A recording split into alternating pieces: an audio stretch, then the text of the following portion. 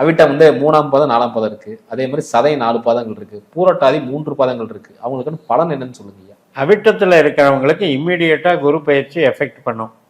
சதயத்தில் பிறக்கிறவங்களுக்கு ஒரு June July வாக்கில் தான் அது எஃபெக்ட்டுக்கு வரும். பூரட்டாதியில் பிறக்கிறவங்களுக்கு வந்து ஆகஸ்ட்டுக்கு மேலே எஃபெக்ட் வரும். இப்படி வந்து ஒரு அப்ராக்சிமேட்டாக கெஸ் பண்ணிக்கோங்க. இப்போ அவிட்டத்தில் பிறக்கிறவங்களுக்கு வந்து 5ஆம் வீட்டுக்கு போகிறாரு. அதாவது 5ஆம் வீடு அப்படிங்கிறது வந்து உறவுகள் சார்ந்த விஷயம், அதே மாதிரி கலைகள் சார்ந்த விஷயம், மூளை உழைப்பு சார்ந்த விஷயம், உற்பத்தி சார்ந்த விஷயத்துக்கு அது எதிரானது. அதை நல்லா ஞாபகம் வச்சுக்கணும். இது யாருக்கு பொருந்தும்? யாருக்கெல்லாம் குரு திசா புத்தி அந்தரம் நடக்குதோ அவங்களுக்கு வந்து சப்போஸ் அவங்க உற்பத்தி தொழிலில் இருந்தாங்க அப்படின்னா, அந்த மேனுஃபேக்சரிங்களோ ட்ரேடிங்லேயோ இருந்தாங்கன்னா இந்த குரு பயிற்சி இவங்களுக்கு கொஞ்சம் மந்தத்தை ஏற்படுத்துங்கிறத புரிஞ்சுக்கணும்.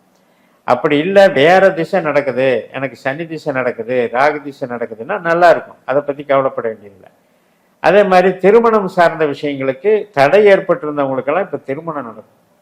அதே மாதிரி உறவுகள் பிரிஞ்சிருங்கவங்களுக்கெல்லாம் ஒன்று சேரக்கூடிய அமைப்பு ஏற்படும்.